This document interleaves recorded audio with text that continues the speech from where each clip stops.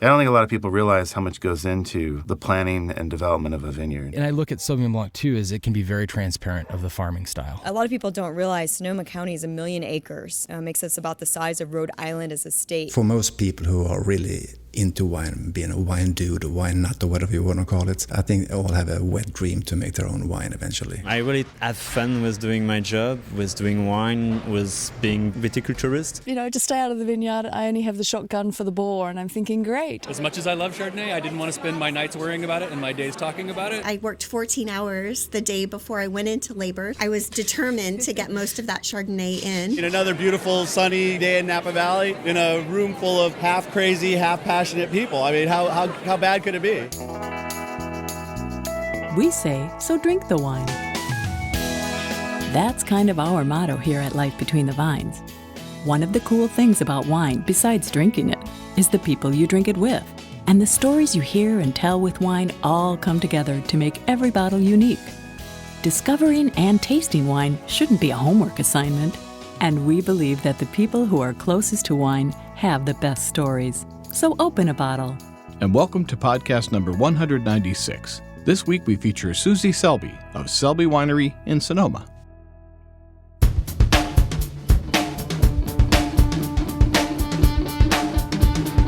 The beauty of a small winery is focus on quality with a hands-on approach. Susie Selby of Selby Winery in Healdsburg knows all about that approach. Susie is the owner, winemaker, and head of sales for Selby Winery. You can't get much more hands-on than that. Susie was visiting Wisconsin, the home of Life Between the Vines, and we managed to get a bit of her time to talk about her personal wine journey. Small is good. Well, we're here at the studios of Life Between the Vines here in Milwaukee, and we're here with Susie Selby of Selby Winery. How you doing? I'm great, thank you. Thanks for coming by today. Well, my first trip to Wisconsin has been wonderful. I'm a huge fan of this city. Really? Yes. It's not a bad city, and it's becoming a wine drinking city, slow but sure, isn't it? Very much so. I mean, I've always heard great things about it, and I finally got to experience some of the local culture. I had a photo in front of the beautiful museum. I still haven't had my cheese curd yet, my fried cheese curd, but I'm looking forward to it. But the people have been absolutely wonderful, and the food's been fantastic. Good. Well, the food is pretty darn good around here. It's changed a lot over the years. And you were in Madison, too, you said, right? Yes, I was in Madison, and tomorrow I will be in Green Bay. Cool. And I can't wait to see Lambeau Field. Well, that's changed. I'm one of the few sports fans in the wine industry. Are you seeing more wine drinkers in the Midwest these days? Well, absolutely. And my parents are both from South Bend, Indiana. Oh, cool. And I went to high school in Indiana. And so things seem to start on the east and west coast and sort of work their way in. But I think Midwesterners have a fine appreciation for food and wine, and really appreciate the fact that we're getting more eclectic varietals and more chefs involved. And there's a lot happening in the food and wine scene here. Oh, yeah. It's exciting. Changing radically, yeah. Well, it's pretty exciting what's happening nationally with the wine industry. There's wine, I believe, in every state now. It is every state, and I'm not sure, but I think even vineyards being grown in every state, if I'm not mistaken. I believe so. Which is pretty astounding, because when you think of Anchorage, you don't think about No, and I think sometimes people are a little harsh on wineries that are in states other than California, Oregon, and Washington, but truly people are doing a very good job, especially with what they have to work with, and we're so spoiled in California because we have the soil and the climate, and we even have significantly better access to equipment because it's all based there. So, I applaud the winemakers in other places who are doing what they're doing, because they're typically doing a very good job with what they have to work with. Well, and the thing is, too, is you have a workforce there, which is helpful. And I know a lot of areas, especially in the Midwest, some people are using not automated, what would they call them? Mechanical pickers. I'm going to say it again. Using mechanical pickers because it's simply too difficult to get a workforce in some of those areas. Well, then what you're seeing in those areas is a glimpse of what's happening in California. And I believe, given our limited workforce now, we're slowly moving to mechanical harvesting. And I believe within the next 10 years it's going to be primarily mechanical, which is, it's important to embrace changes, but it's sort of sad to see the change. Yeah, because so many of these people who work in the fields, work in the vineyards, I mean, these are people whose families have been doing it for a long, long time. It really is truly in their blood, not to use the cliche. No, and it's generations of families. And, I have to say that the biggest love I have of the wine industry is that it's an amazing combination of art, science, and nature. And we have virtually been unchanged by technology. And I have equipment that I bought in 1998 that will be fine. It will not go obsolete in my entire lifetime. And it's a manual. It's a lot of manual labor, a lot of little decisions. But when all is said and done, computers don't change how our wines taste, and technology doesn't change. And so it's almost like we're a little tiny corner of the world that is not moving with everyone else. And I just think it's wonderful. I think it's a nice thing. I have to say, I'm glad the computers aren't changing the way wine tastes. That would be bad. I know. And actually, the fourth element of wine that I'll bring up, that's what I'm extremely passionate about, is history. The history of wine is pretty amazing. It's basically 4,000 years of fermentation, and I feel honored to even be part of that. Truly, it's neat. You're part of that chain, a chain that goes back, that's not only deep in history, but it's different continents.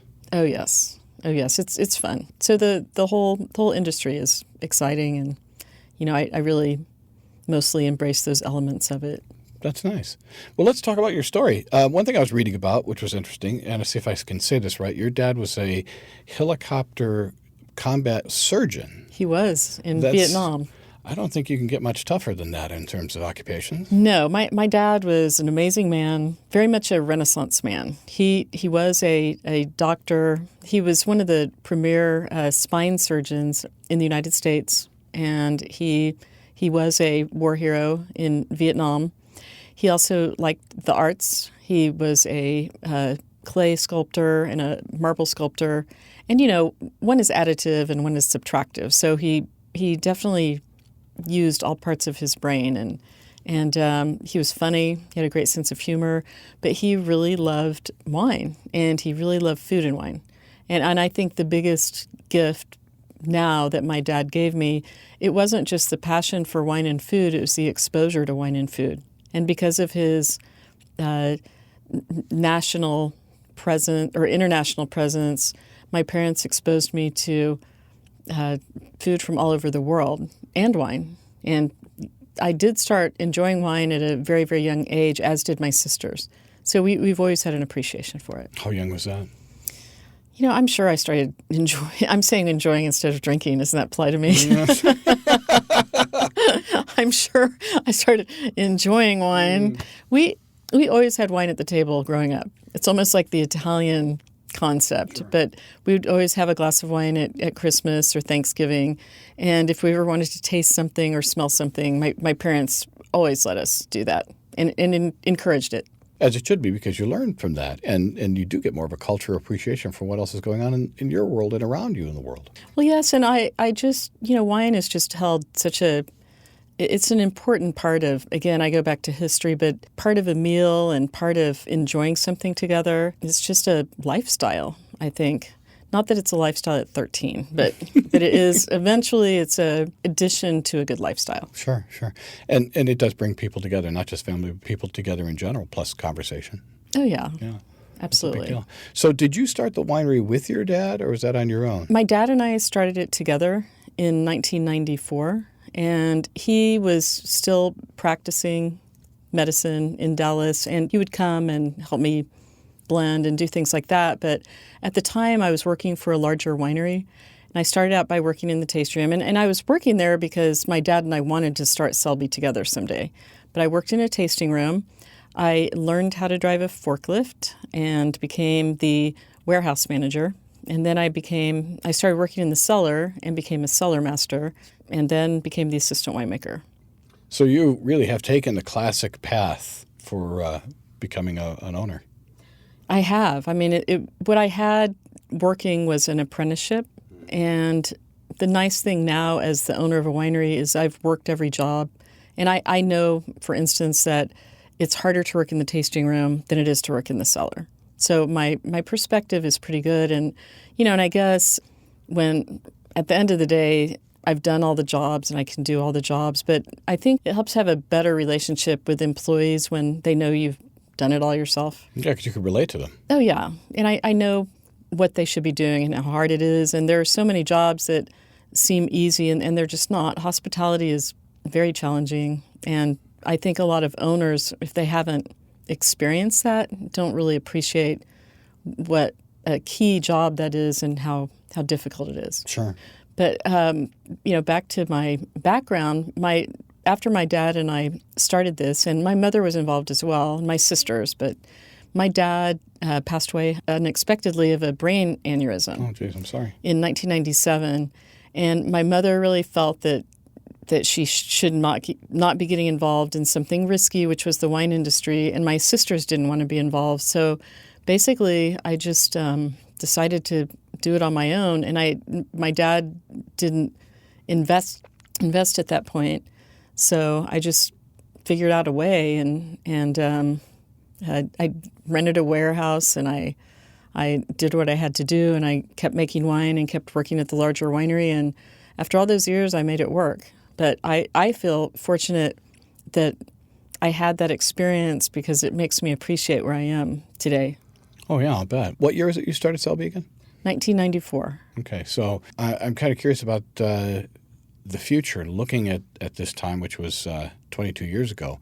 Did you ever dream the future of wine would go the direction it's gone and how big wine has become? No, I had no idea, quite honestly. I knew I loved what I was doing, and every day was a great day when I was making wine. Now, sometimes every day is not a great day when you're trying to sell wine. That's a whole different issue, but I always embraced every day, and I didn't think that far into the future at the time, but wine has become big, and I'm amazed looking back at the number of brands that are out there and the dynamics and the consolidation. When I meet with salespeople, I like to tell them that, I'm the reason that you fell in love with wine. Not me personally, but sure. But every person who is selling wine or a food and beverage manager involved in wine, they all typically liked it because they saw, the little people who were out in vineyards and in a cellar. It wasn't because of the large wineries of this world. And because of how things have changed, selling wines or even buying wines from the little people like me is sort of a luxury. And people don't forget that. No, they don't. About how many cases are you making? Well, I was as high at one point as 30,000. I'm down right now to about 13,000. And I'm smaller because I'm making a lot of varietals, and I primarily, I make too many varietals probably. I make 16 different wines in the tasting room, and I do it because I can. I mean, the advantage I have is I'm the owner and the winemaker and the national sales manager, so nobody can complain. You've got those hats. Yeah. I know. If I decide I want rosé because I love rosé in the summer, then I just make it. Yeah. And it makes it more fun. Yeah, okay, maybe you make too many, but is that such a bad thing for your clientele? I'm sure they enjoy the fact that they have variety to choose from. They do. They love it. And I'm not trying to be something for everyone. I'm just trying to be everything for myself. You obviously love wine. I love wine. I love making it. It's always nice to have a new challenge. I mean, I have been told that to be a great winemaker, you need to narrow down your focus and just do one or two wines. I, of course, have been told that by winemakers who, guess what, do one or two wines. Yeah. But I just find it more challenging and fun, and it makes it an interesting tasting experience as well. I bet it does. Why don't you walk through what you make? Obviously, I saw that we have here in the booth with us, we have a Sauvignon Blanc, and we also have a Petit Syrah, which is one of my favorites. So what else do you make? Well, I make Chardonnay, Cabernet, Zin, Merlot, Sangiovese. I used to make a Dolcetto, but the vineyard is gone. Carignan, a lot of Zin, a lot of big concentrated Zins. Pinot Noir, and my favorite Pinot that I make is called Calicari Vineyard from my favorite growers. They're just wonderful people. And the French have a saying that the best grapes have the best views, and that's this vineyard. It's wonderful.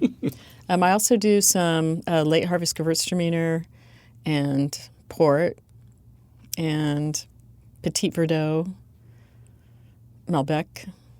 It's a pretty big list. You're not missing anything, really, that I'm thinking about. Well, if I think of it, I'll try to find it. Yeah, that's very impressive. Sangiovese is great. I'm a big Sangiovese fan.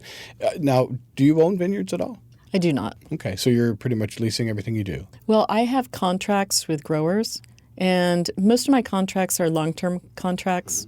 It's very important to have a good relationship with the grower, more so than it seems. I insist on being part of the process in the vineyard, and that can be challenging. There's an inherent conflict between wineries and growers because growers, of course, want larger quantities for financial reasons, which is perfectly understandable, and winemakers want smaller quantities for quality reasons. Right. And so finding a balance is really important, and I think working with growers for as many years as possible is important. And I have growers I've worked with for all the 20 years I've been making wine, and it's exciting, and I think it's important that we stick together through good times and bad times, because sometimes every time it's good for the grower, it may not be great for the winery, and it's just like any industry, it ebbs and flows, and the economy has impacts on it. But sure. But I'm out in the vineyards during harvest. I'm in the vineyards the entire time, and the guys are processing the fruit at the winery. So the vineyard is the most important part of the process. Sure, that's where they say the wine's being made. Oh yeah, it is. And you're the sole owner, correct? I am. I have no partners or investors. It's just me, my cat. It's not that bad. I do have a staff. You have a few friends along the line, I imagine. Yeah, it's just me and my cat and some friends. No, but I do have an awesome staff. I have a tasting room staff and an office manager. And the great thing is that as far as production goes, it's me and two guys in the cellar. And it's amazing what the three of us can accomplish. I have one of the smallest production staffs I probably have the smallest production staff for my production size, but we can do all the jobs. And so, for instance, I can unload a truck and the guys can start processing it, and then I'll head out to the vineyards, and we typically bring in a night shift, and that works. But for the most part, we're the ones touching the wine and making the decisions, and sure. And it's pretty neat. You are the winemaker as well. Oh yes, I am. Okay, that I didn't know. Yes. So you really are wearing a multitude of hats. Wow, how did you get away? No. Actually, my two big jobs, I am the owner, but the two big jobs I have is the winemaker and the national sales manager. And I can balance those two things. Again, since I've lowered my production size, I'm not traveling quite as much. But my big marketing strategy is that I'm traveling to states I want to visit. Thus, beautiful Wisconsin. Oh, well, that's very kind of you. Thank you. Back to the vineyards themselves and the grapes you source. Is everything Sonoma, or do you get fruit from different areas? No, I used to get fruit from Napa Valley, but I've heard of that place. I know, Napa Valley, not just Napa. And I will start right now by saying I'm a huge fan of Napa. I mean, I love the winemakers over there are great. The wines are wonderful. The food is great. So I'm a little Napa cheerleader over in Sonoma County, but I stick with Sonoma County, and I'm extremely proud of the county and the varietals that we have to offer. You know, between Pinot and Chardonnay and Zin, it's pretty outstanding quality. Sure. Well, and the big difference between Napa and Sonoma is huge. Sonoma is very, very large, and I try to stick to Russian River Valley and Dry Creek Valley, and I do a little bit of Alexander.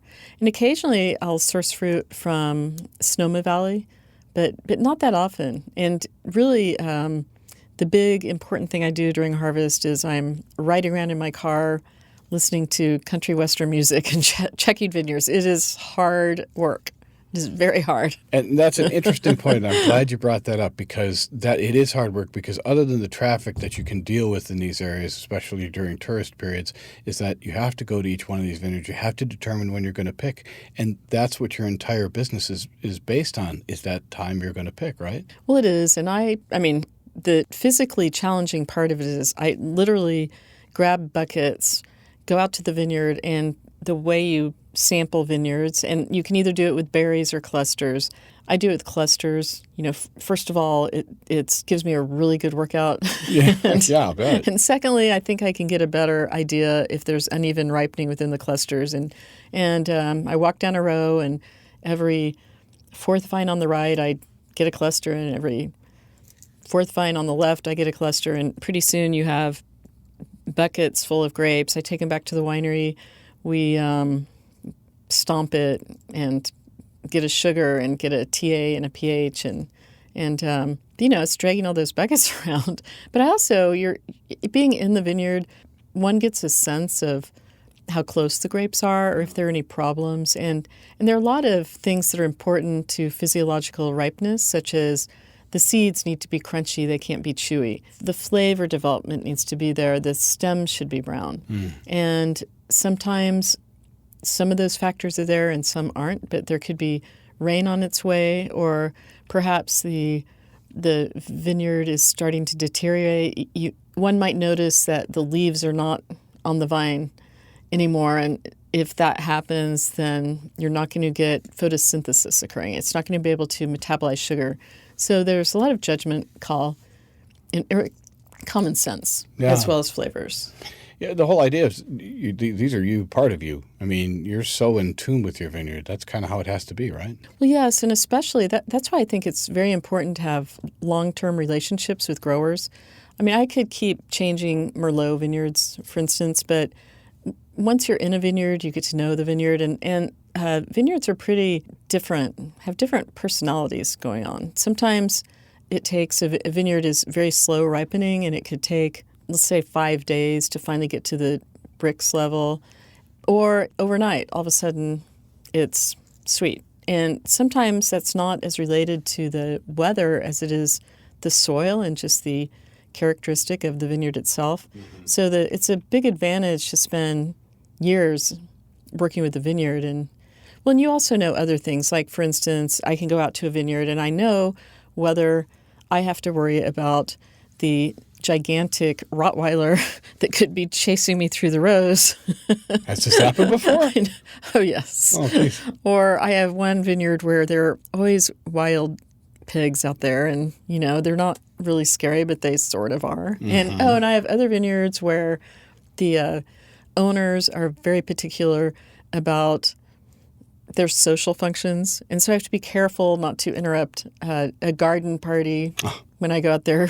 So vineyards are extreme. Sometimes it's a lifestyle choice, and it's expensive landscaping, and sometimes it's farmers who they're counting on that income for their entire year of hard work. Sure. So the boar, the wild pig, when you get a wild pig coming at you, I mean, I didn't think there was a way you could actually scare them away. Well, they typically don't do that unless there are baby wild pigs involved, Got it. Sure. and they're just scary looking. Yeah. And I've seen one thing I will say about sustainable farming. I think now that we're getting more into sustainable, not necessarily organic, but less chemicals, less invasive farming, I'm starting to see a lot of wildlife, and it's pretty neat. I mean, there's nothing more satisfying than seeing a bobcat in the vineyard. Something like that'd be cool. And bobcats usually just run away from you as well. They're not really interested in you. Actually, I have a Zin called Bobcat. Oh, cool. I saw that. One of my cult wines. It's the most popular wine. Well, and this leads me to a question, in your years, and you've been doing this a long time, any kind of interesting experiences, one you can laugh off? Well, I've got a lot of stories. I'm sure you do. Let me pick and choose here. Now, this is a terrible story, but one year I don't have a perfect sense of direction, and when you have a section of a vineyard, you'll get a direction from the grower, and it will literally say, so walk 20 feet and you'll see a stump of wood, and then you're going to turn left, and then you might see, you'll see some chickens running around because they're not contained. And then you're going to want to go right again, go through a little path, and you'll see usually the cat hangs out there or whatever. And I had an experience a long time ago where I got the map and the directions, and I kept going out to the vineyard, and it wasn't ready, and they weren't doing anything. And I would call and say, listen, you need to thin this grape. You need to do this. You need to do this. And they'd say, well, we just did it. It's perfect. And I went back, oh, my gosh, you still haven't done that. I was getting very frustrated. And I finally got a friend of mine out there, and I said, I am asking these people, like, I'm trying to be nice, but they just won't do a thing. And he said, well, what do they call this block? And I said, well, this is the triangle block. And he went, well, okay, why is this shaped like a rectangle? Oh, my gosh, to this day. Oops. I know. I was like, oh, I'm so sorry. You're doing everything you were supposed to do. It's you, not me. It was terrible. So I'm a little more careful about things like that. Yeah, no, I'll bet. And you're buying fruit from someone else. Yeah, you certainly have to be very careful about that. Oh my gosh, yes, I know. I still mea culpa. Yeah, I felt terrible about that one, but they're just funny things that happen in general, and it's pretty extreme. And you're heading pretty much right back into harvest when you get back. Am I right? Are you heading back like for the weekend or? Yes, I'll be back in another week, and I think harvest is going to be probably like August 22nd or something like that. Mm-hmm. So it'll be soon. You're early this year or no? Well, last year we were extremely early, and it only took 3 weeks to process everything. Wow. It's the craziest thing. I had a big advantage because of the labor shortage. We were picking all night long, and it's better for the fruit, for the grapes to come in cold. But the vineyard managers were just trying to get in as much picking as they possibly could. And my advantage was that I only live about 5 minutes from the winery, and of course I can drive a forklift. So they'd start picking, and they could call me anytime, and I'd meet them and unload it. Sure. So it gave me, it cut into my drinking. I'll tell you that. While I was sitting around waiting for the call, I was like, So I guess I'm not drinking for 3 weeks. But they would call me at, 5 a.m. or 2 in the morning or 11 o'clock at night. But I would just go over there and get the fruit in. And when the guy showed up at 8, we'd process it. But that was a really condensed harvest. And this will be early, but it shouldn't be quite as condensed. And that was somewhat drought related. That's not surprising. So what are you thinking about 16? Do you have any gut feeling at this particular point about what your harvest is looking like? Well, I think it's going to be a great harvest, and I'm very happy to say that the yields are up again. So we should get the industry needs a correction right now. We've had some short years, and it's time to get some more higher crop levels, and the quality hasn't suffered, but it does affect pricing and bulk wine pricing. And I think this will be a good correction harvest for us. Oh, good. Well, I'm glad to hear that. Hopefully you'll have a good year all the way around. I think so. Do you have a tasting room then? I do. I figured you did. I do. I have a tasting room on Center Street in downtown Healdsburg. I'm the oldest downtown tasting room in the town of Healdsburg. And much to my employees' dismay, my tasting room is open every single day except Christmas Day and Thanksgiving Day. And it's not that I'm a complete slave driver, but I really think that tourists need something to do. And since we're a downtown winery, I mean, honestly, I would stay open on Thanksgiving Day and Christmas Day as well, but I need to draw the line somewhere. Absolutely. And really, in the old days when I was by myself, I was at a different location a few blocks away, but, I really didn't have anything to do, and I'd say, well, gosh, why don't I just sit in the tasting room on Easter and see if they show up, or New Year's Day or Christmas Eve. So we're known for being open. And, again, we serve about 16 different wines, and I have a really, truly wonderful staff. And what we like to do is help people discover Healdsburg, and let them know about the local restaurants and things to do. And there's just so much to do. I mean, it's a great town. Healdsburg is an awesome town. There is incredible food. There's obviously so many things to see, and it's just a darn nice place to walk around if you got the time, because it's beautiful. It is. It is. I can't say enough nice things about my town. Yeah. And the big side trip is to go out to the coast. And the coast, of course, the marine layer and the coast, that's what's responsible for our fabulous grapes, especially Chardonnay and Pinot, and it's nice to go out there and eat oysters and enjoy the wild coastline that we have. Well, that's what's amazing about Sonoma County, and you know, the grapes it's all planned, which is amazing. You know, the Pinot and the Chardonnay are all based on where the marine layer comes in. And we get to Dry Creek Valley, where you have Zin that needs to be hot. Right. That's where the mountains stop the fog line. And so it's all interestingly planned based on geography and fog. It's an important place I think, for people to go see. For the tasting room, I'm assuming then you can pretty much walk in. It's not necessarily by appointment or anything like that. It's not by appointment. We encourage appointments if it's more than 6 people or more. And plus, if you have an appointment, then we'll sometimes take you we have sort of a VIP area or a special tasting and take you there. And the nice thing about Selby and downtown tasting is you can taste and you're close to world-class eating and shopping. Yeah, that's what makes Healdsburg such a great place to visit. For our listeners who'd like to learn a little bit about you online, how would they do that? I have a website. It's selbywinery.com. And if they want to call for a reservation? They would call 707-431-1288. Great. Is the tasting room. Excellent. Susie, thanks for making the time on this trip to stop by our studio and to say hi and giving us a little information. Thank you so much. I appreciate your hospitality and the hospitality of Milwaukee. It's fabulous. Cheers. Let's drink some wine. Oh, perfect. Learn more by visiting selbywinery.com.